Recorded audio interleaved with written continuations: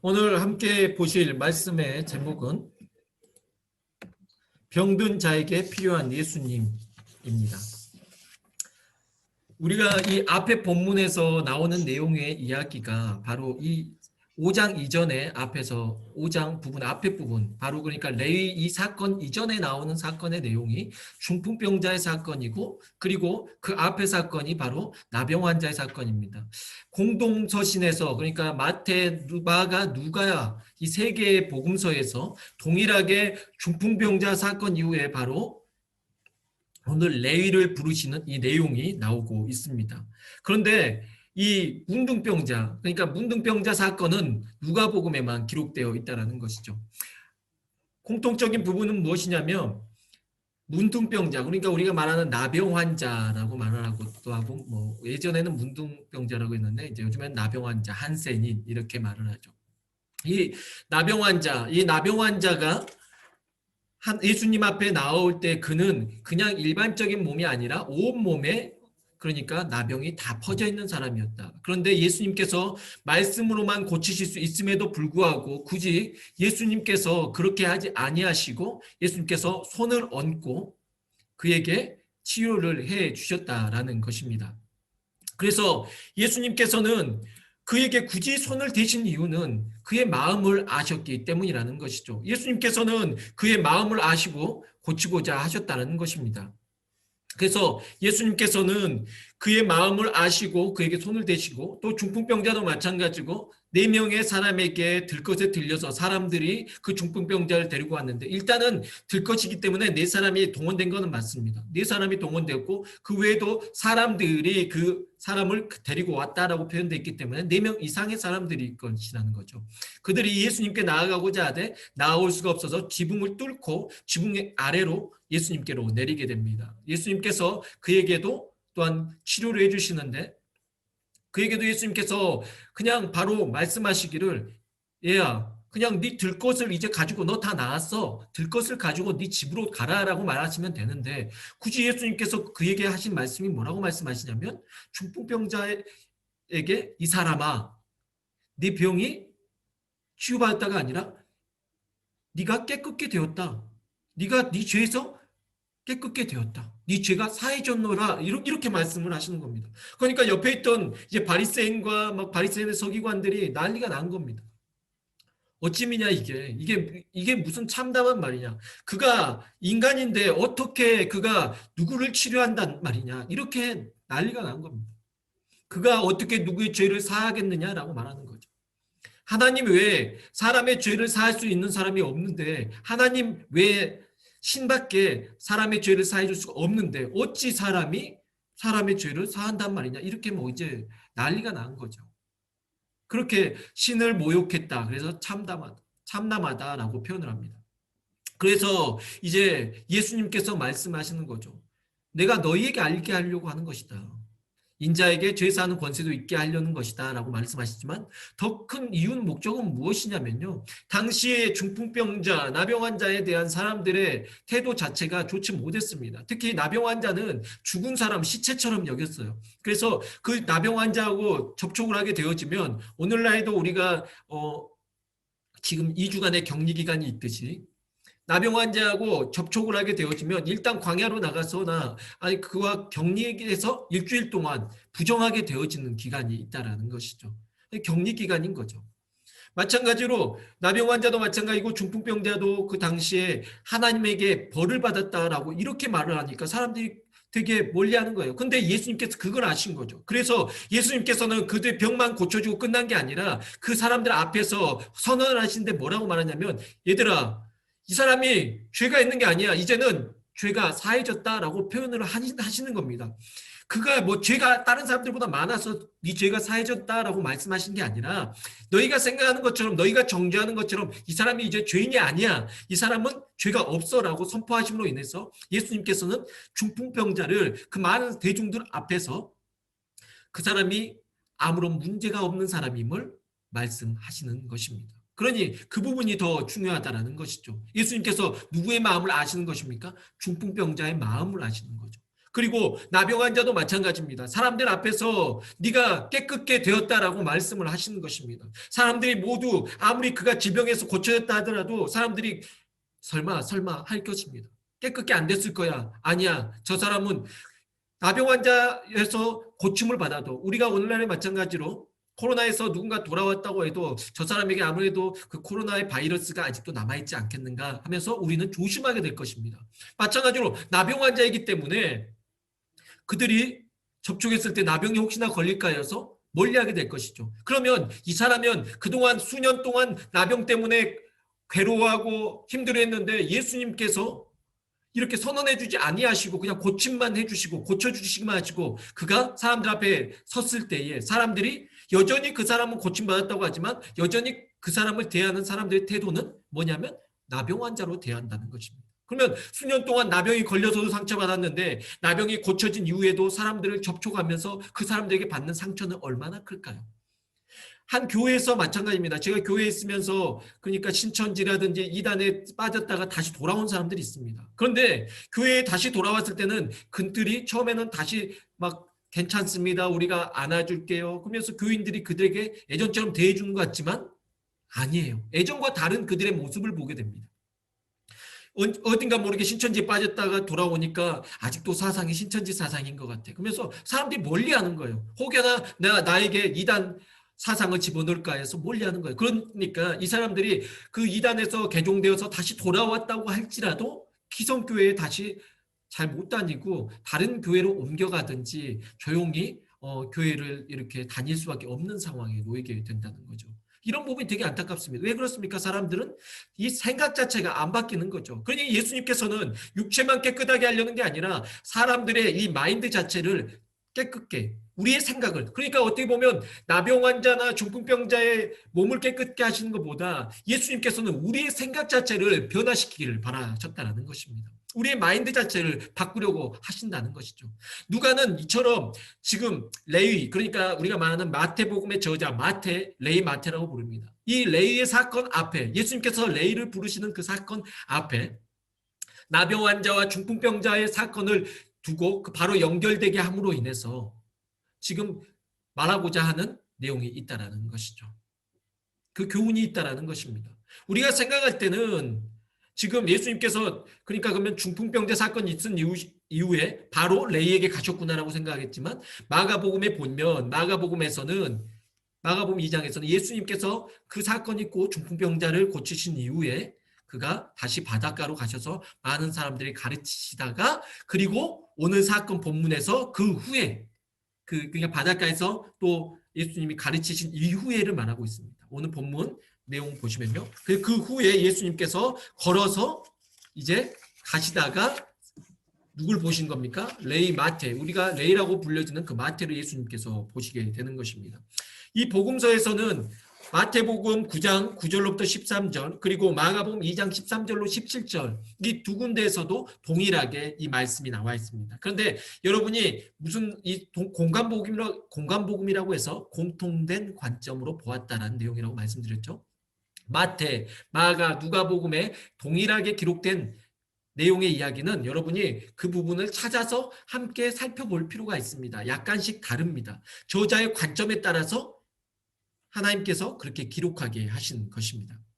그래서 마태복음에서는 레위를 마태라고 표현을 하고 있고요. 마가복음에서는 그를 알페오의 아들 레위다라고 표현하고 있고 오늘 우리가 보시는 그 말씀에서는 그냥 레위다라고 말하고 있습니다. 레위는 여러분이 레위지파 알듯이 그 유다의 그 자체의 이름이죠. 그러니까 우리가 잘 아는 레위지파 소속의 레위의 이름을 우리가 딱 들어도 레위지파 속에서는 제사장들도 나오고 여러분이 잘 아는 거룩한 사람들의 이름입니다. 근데 그 레위는 이름에 맞지 않게 그렇게 살아가고 있었죠. 레위의 이름은 무엇이냐면 원래 그 뜻이 연합하다라는 의미가 있습니다. 근데 원래는 누구와 연합해야 되냐면 하나님과 연합해야 되는데 불구하고 그의 삶 자체는 누구와 연합해서 살고 있습니까? 바로 세상과 연합해서 살고 있는 것이죠. 그러니 지금 누가는 나병 환자 그리고 중풍병자, 그 이후에 레이의 이야기를 실음으로 인해서 레이도 동일한 인물이다라는 것을 알려주고자 하는 것입니다. 그러니까 누가가 보는 관점에서는 나병 환자, 중풍병자 뿐만이 아니라 사람들이 당시에 꺼려하던 또 직업이 있었는데요. 바로 그 직업이 누구였냐면 세리였습니다. 세리는 여러분 바로 민족의 배반자, 배신자라고 불려집니다. 왜냐하면 당시에 로마의 압제 속에서 살아가던 그 시절에 우리도 마찬가지 일제 강점기 때 살아가면서 일본의 앞잡이로서 살아간 사람들이 있죠. 친일파다. 그런데 그 친일파의 모습으로 살아가고 있는 것입니다. 그는 세금을 자기 백성들에게 걷어가지고 그 좀 과할 정도로 세금을 뜯어내서 로마에 내고 또 많이 일부를 본인들이 취하게 되는, 그래서 정말 그 본인들의 같은 민족의 어떻게 보면 혀를 피 빨아먹는다고 우리가 말을 하잖아요. 그렇게 아프게 하는 사람이었다는 거죠. 그러니 사람들이 생각할 때는 나병 환자도 싫어요. 왜냐하면 병이 옮을까 봐.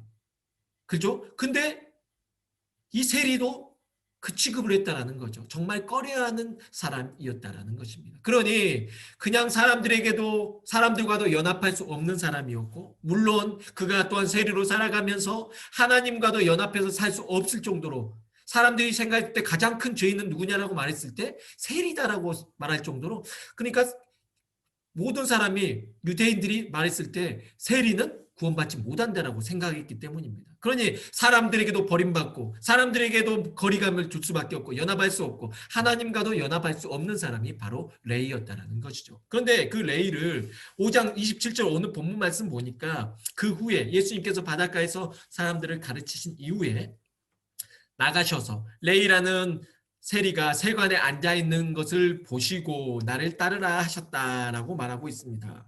자, 먼저 보시고로 번역된 에다에사토라는 원형, 데아이오마이는 사물을 보는 것을 나타내는 일반적인 동사 호리오하고 좀 다릅니다. 그러니까 단어 자체가 헬라어에서 두 단어가 완전히 다른다는 거죠. 한 단어는요 그냥 보는 거예요. 그냥 의미 없이 그냥 보는 거죠. 근데 어떤 한 단어는 바로 호리오는 그냥 보는 거고, 그리고 데아오마이는 바로 원형은 무슨 뜻이냐면 사람을 주의 깊게 보는 것입니다. 그러니까 지금 누가가 이 단어를 쓰므로 인해서 말하고자 하는 것은 무엇이었냐면, 그냥 우리가 오늘 본문에서 읽다가 보면 예수님께서 그냥 걸어가시다가 세관에 앉아있는 레위를 스쳐 지나가서 그냥 대충 보고 너 나 따라와 이렇게 하신 것이 아니라는 것입니다. 예수님께서는 주의 깊게 관찰하면서 보셨다라는 것입니다. 그래서 이런 추론이 가능합니다. 당시 가버나움을 선교의 거점으로 삼았던 예수님께서는 레이가 일하던 그 세관을 한두 번 지나가신 것이 아니었다는 것이죠. 그냥 지나다니시면서 늘 보아셨을 것입니다. 우리가 성경에서 보면 예수님께서 유심히 쳐다보시는 내용이 있는데요. 예루살렘 성전 안에 들어가셔서 돈궤 앞에서 헌금을 넣는 사람들을 유심히 살펴보시는 그 모습도 나오고, 예수님께서 이렇게 주의 깊게 관찰하시는 내용이 좀 나옵니다.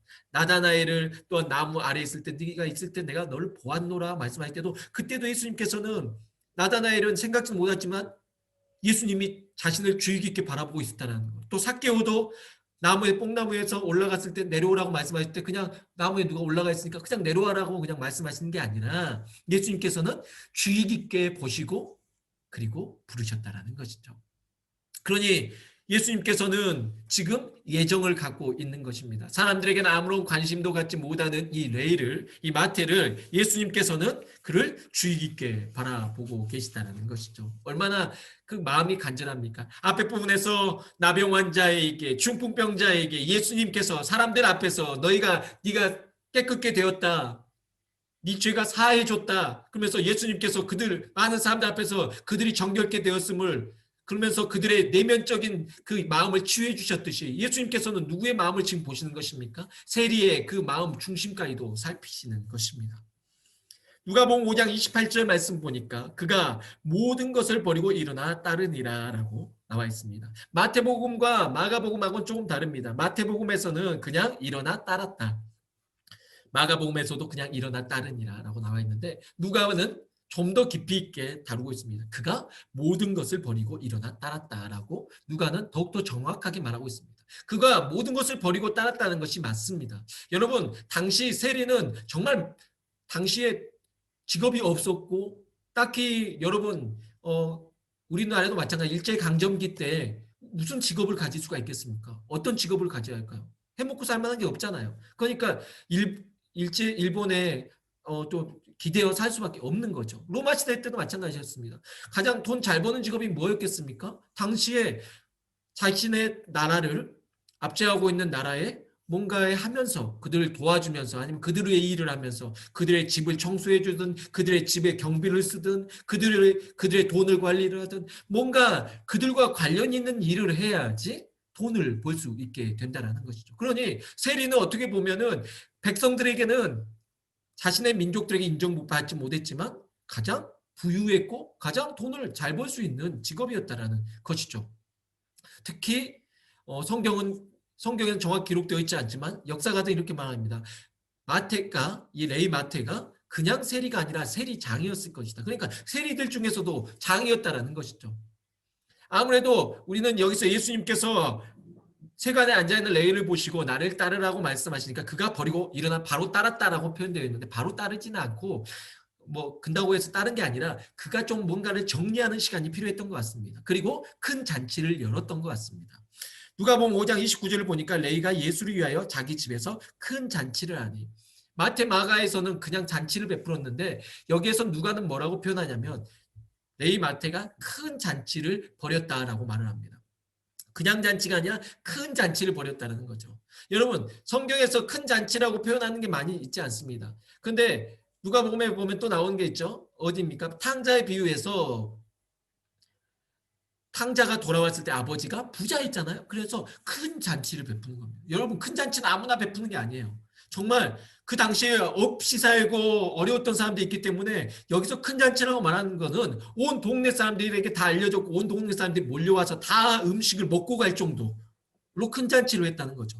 여러분 지금 이 시국에 여러분이 큰 잔치를 베풀어서 여기 지금 베네치스 안에 있는 사람들에게 여러분이 큰 잔치를 하면 여러분의 가사는 바로 그날로 망합니다. 왜냐하면 정말 어마어마하게 많은 돈이 들어갈 수밖에 없다는 거죠. 그러니 레이가 지금 예수님을 따르기 전에 그 모든 것을 다 투자해서 큰 잔치를 베풀고 사람들에게 나눠주고 그리고 그가 그동안 세리로 있는 동안에 그가 혈세로 통해서 또 사람들에게 막 끌어왔던 이런 모든 것들은 또 나눠주고 삭개오가 그랬던 것처럼 아무래도 그랬을 것입니다.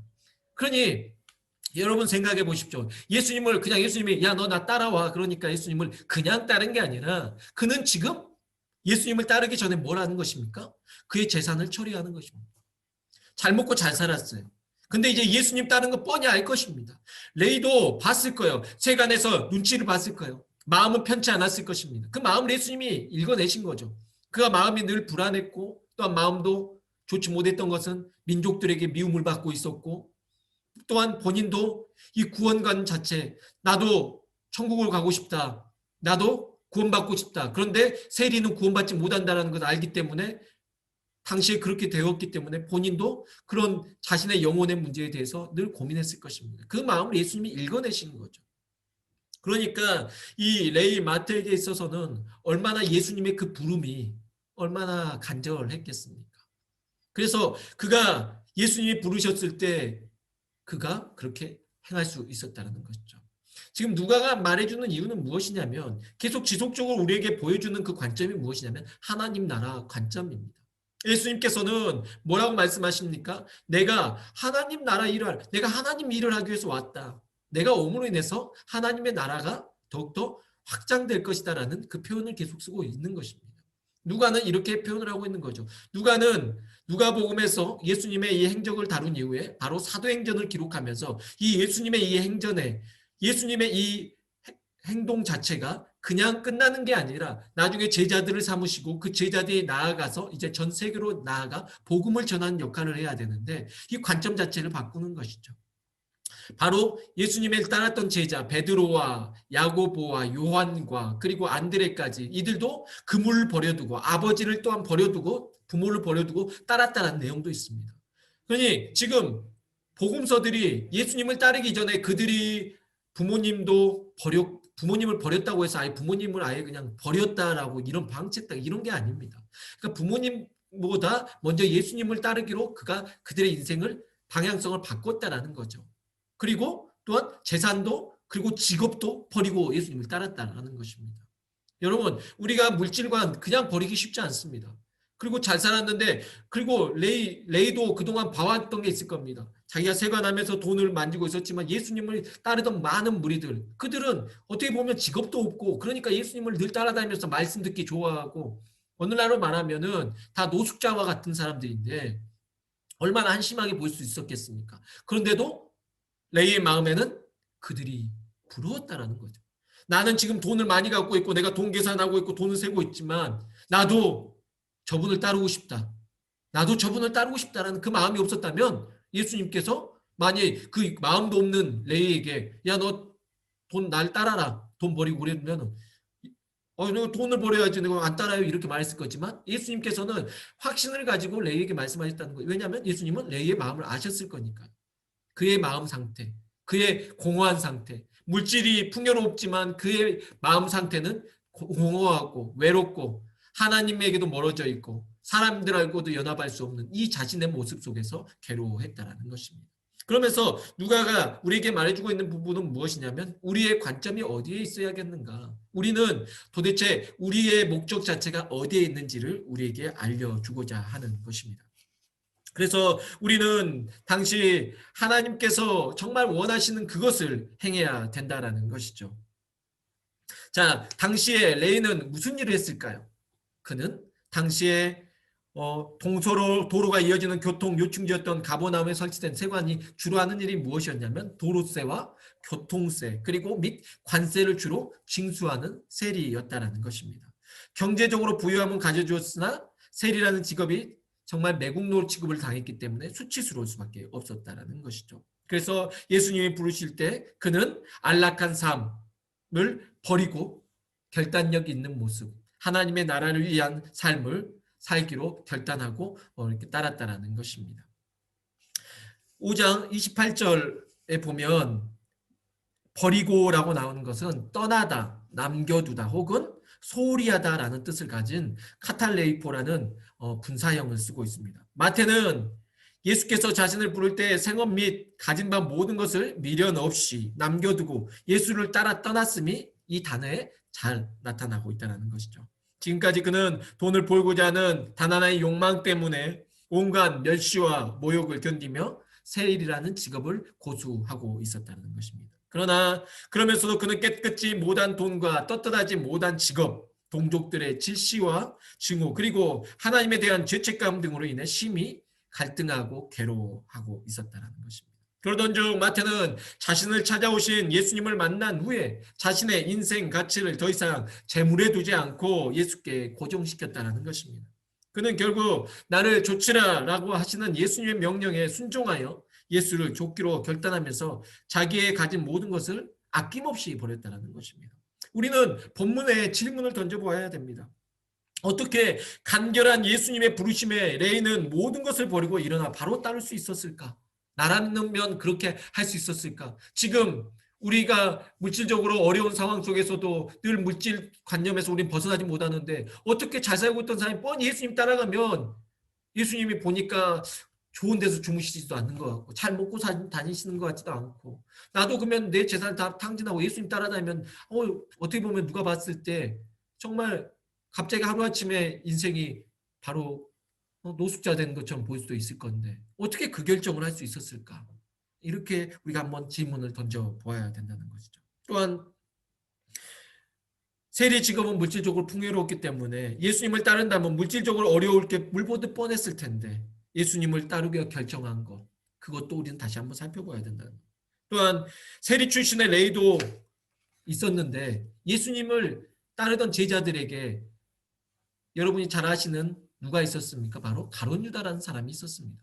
그 가룟 유다에 했던 일이 무엇이었냐면 그 제자들 예수님을 따르면서 그 안에서의 재정을 관리하고 있었다는 것이죠. 그러니까 이해가 안 됩니다. 왜냐하면 세리 출신의 레이가 있었음에도 불구하고 마태가 있었음에도 불구하고 왜 굳이 예수님께서 그 활동비를 그러니까 제자들과 움직이는 그 활동비 자체를 왜 하필이면 가룟 유다에게 맡기셨을까?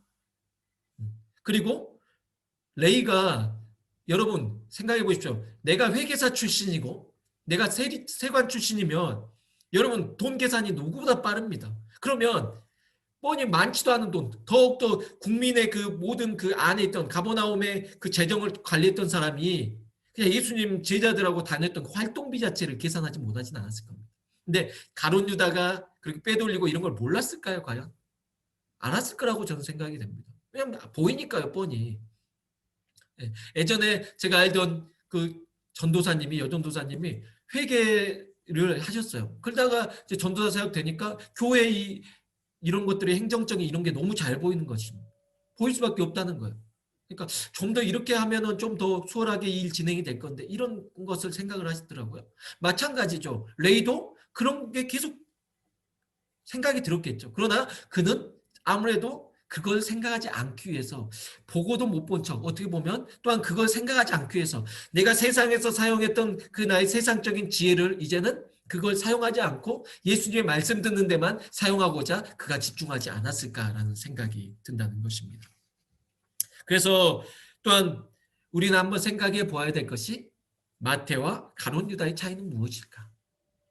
마태는 정말 잘 살았고 돈도 많았고 당시에는 어찌됐든 매국노 소리는 들었어도 좋은 직업을 갖고 있었음에도 불구하고 좋은 직장도 버리고 물질도 모아놨던 것도 다 큰 잔치를 하고 사람들에게 나눠주면서 그냥 다 털어버리고 예수님을 따랐다는 거죠.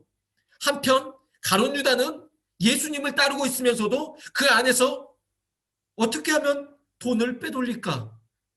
그리고 내가 따랐던 그 예수님을 나중에는 물질적인 가치로 사람들은 예수님을 따르면서 나의 물질적 가치관을 내려놓고 예수님을 따르고 있는데 가룟 유다는 오히려 예수님을 따를수록 저 예수님을 얼마에 팔 수 있을까? 이런 생각하고 있었다면 끔찍하지 않냐는 거죠. 그러면 우리는 돌아봐야 된다는 겁니다. 우리의 가치관도 그렇게 될 수 있다는 것입니다. 우리가 예수님을 믿고 있고 신앙생활하고 있지만 정말 우리의 가치관이 예수님을 따라서 나도 다 내려놓고 예수님을 따를 수 있어라고 말할 수 있는 반면에 한편은 우리 생각도 신앙생활을 하는 것에 대해서 어떻게 이렇게 하면은 우리가 신앙생활도 잘하고 이걸로 수입도 될 수 있지 않을까. 오늘날에 많은 유튜버들도 있고 또한 많은 어떤 방송 활동하는 사람들이 있습니다. 연예인들도 이 갈등에 많이 휩싸인다는 것을 제가 들었습니다. 돈을 벌죠. 근데 본인들이 어떤 이들은 기독교인이라고 하면은 일단 이미지가 좋으니까 그걸 활용하기도 합니다. 그런데 만약 예를 들어 보십시오. 예를 들어서 기독교가 이미지가 나빠져요. 그러면은 기독교인일 필요가 없죠. 그때는 뭐 어떻게 해야 되겠습니까? 교회로 안 다니는 겁니다. 떠나는 겁니다. 예수님을 믿는 것이 자랑스러울 때 예수님을 믿다가 아닌 것 같으면 얼른 돌아서는 거죠. 여러분, 이 기독교가 국교화되었을 때가 있습니다. 모든 사람들이 기독교일 때. 왜냐하면 자랑스러웠으니까요.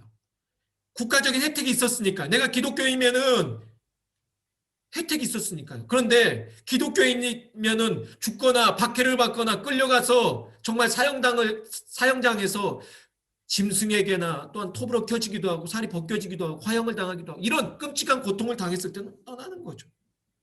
그럴 수 있다는 것입니다. 레이를 부르신 이 사건 이후에 또 사건이 하나가 더 나오는데요.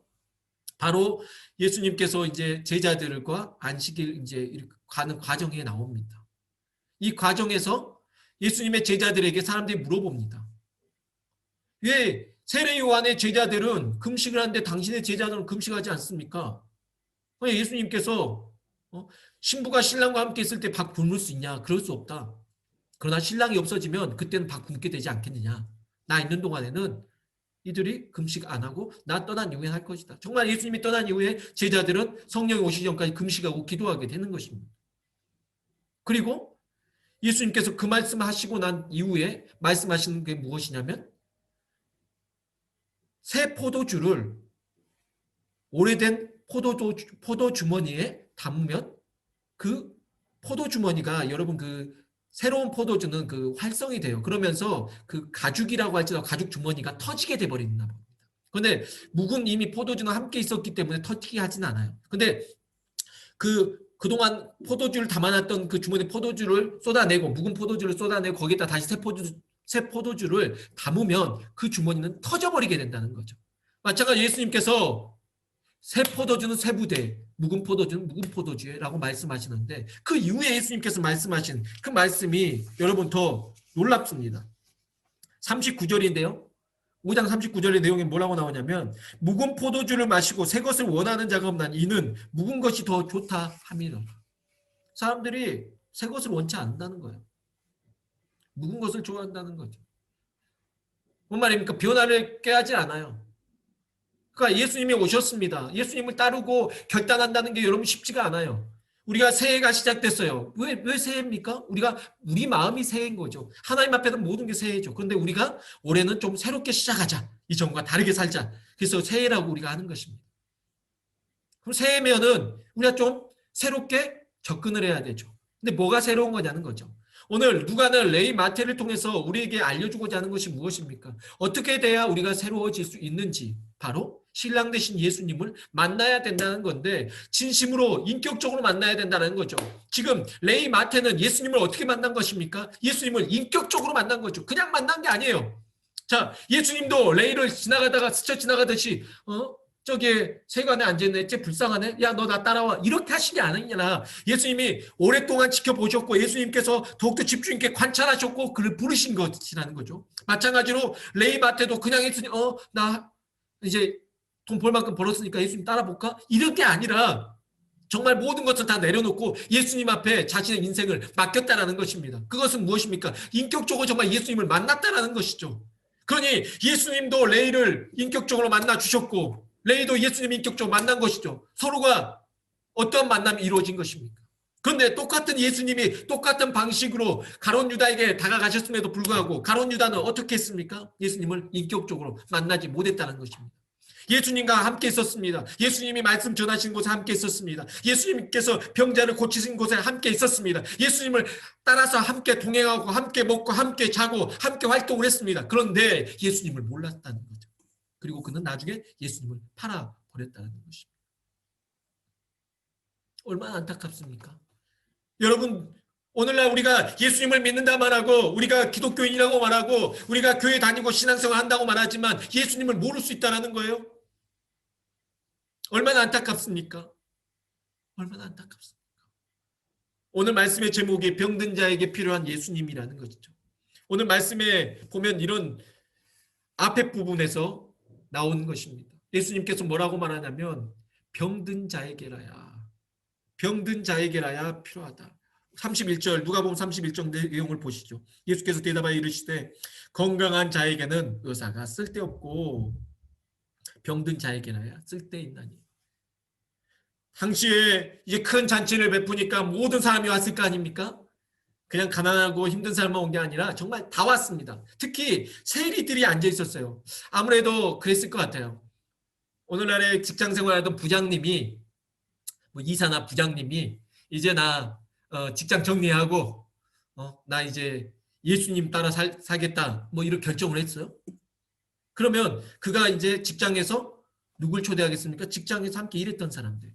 그러니까 지금 세리들이 많이 온 것을 봤을 때 이 세리관에서 세리의 지금 이 레위의 위치가 어느 정도였는지 우리가 가늠해 볼 수 있다는 거죠.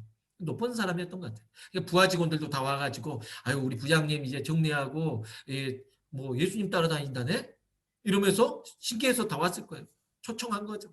큰 잔치였으니까. 세리도 와 있고 다 온 겁니다. 거기에 바리새인도 서기관도 다 온 거예요. 그러다 보니까 그들이 봤을 때는 예수님께서 세리하고 죄인들하고 앉아있는 딱 봐도 죄인이라고 표현된 거는 환자들도 앉아 있었을 거고요. 세리나 하여튼 당시에 부정하게 생각했던 사람들이 직종의 사람들이 앉아 있었을 겁니다. 예수님께서 그 죄인들 누가 봐도 그 죄인이라고 생각하는 그 사람들하고 앉아서 식사를 하시거든요. 그러니 못마땅했다는 거죠. 그러면서 예수님에게 말씀합니다. 어찌하여 세리와 죄인과 함께 먹고 마시느냐? 그러니 예수님께서 말씀하십니다. 건강한 자에게는 의사가 필요가 없어. 바로 병든 자에게라야 쓸데가 있는 거야. 내가 의인을 부르러 온 것이 아니라 죄인을 불러 회개시키러 왔노라 라고 말씀하시는 것입니다. 예수님이 누구 때문에 오셨다고요? 병든 자에게 오셨다고요. 예수님이 누구 때문에 오셨다고요? 예수님을 필요하다고 느끼는 사람들에게 오셨다고요. 예수님께서 정말 의원의 모습으로서 정말 병만 고쳐주시기 위해서, 나병 환자와 중풍병자만 고쳐주시기 위해서 오셨겠냐는 것입니다. 그 이후에 누가가 바로 레위 마태를 쓰고 있는 이유가 무엇입니까? 바로 나병 환자나 중풍병자나 그리고 레위 마태나 다 동일한 사람이다. 질병을 떠나서 다 동일한 사람이다. 그들은 어떤 사람들이었느냐? 바로 예수님을 필요로 한 사람들이었다. 나병 환자는 누구보다 절실했습니다. 예수님, 나를 고쳐주세요. 깨끗게 해주세요. 사람들이 나를 정말 나병 환자라고 멀리해요. 불결하다고 해요. 나를 깨끗게 해주세요. 정결케 해주세요. 예수님을 절실하게 찾았을 것입니다. 중풍병자는 너무 절실했지만 본인이 갈 수 없었습니다. 아무래도 사람들에게 요청했을 것입니다. 그리고 그 사람들도 함께 동행해서 지금까지 뚫어가면서 예수님 앞에 어떻게든지 가고 싶었다는 거죠. 간절하게 예수님을 찾았다는 거죠. 예수님, 정말 저 일어나고 싶어요. 그리고 사람들 앞에서 이제 지난날에 죄인 취급받았는데 나 정말 이제 아니라고 예수님 그런 마음을 가졌을 거예요. 그 마음을 예수님이 읽으셨다는 거죠. 간절했다는 거죠. 세관에서 돈계산하고 있었어요. 멀쩡한 몸이었지만 그러나 자신의 삶이 너무 허무하고 죄인의 모습을 살아가는 그 삶이 싫었다는 거죠. 예수님을 간절히 찾았던 레위 마태. 그러니 누가가 봤을 때는 이 세 사람 모두 동일한 사람이었다는 것입니다. 어떠한 사람이요? 필요한 사람. 누가요? 예수님이 필요한 사람. 예수님은 누구에게 필요하다고 말씀하십니까? 야, 얘들아, 멀쩡하고 건강하다고 생각하는 사람들은 의원이 필요 없어. 그런데 병든 사람은 의원이 필요한 것처럼 나는 그 병든 사람들에게 온 거야. 그 말은 무엇입니까? 내가 죄인입니다, 주님. 나는 환자입니다, 주님. 난 정신적으로 문제가 있습니다, 주님. 나에게는 많은 문제가 갖고 있습니다. 해결하지 못한 문제가 있습니다. 라고 인정하는 그 사람들이 내가 온 거야 라고 말씀하십니다. 사랑하는 성도 여러분, 여기에서 또 레위 마태가 말해주는 게 무엇입니까? 병자들 다음에 레위 마태를 준 건 무엇입니까? 나병 환자, 중풍병자, 그 다음에 세리 마태. 어떤 유사성이 있습니까? 그러나 누가는 이렇게 말하는 거죠.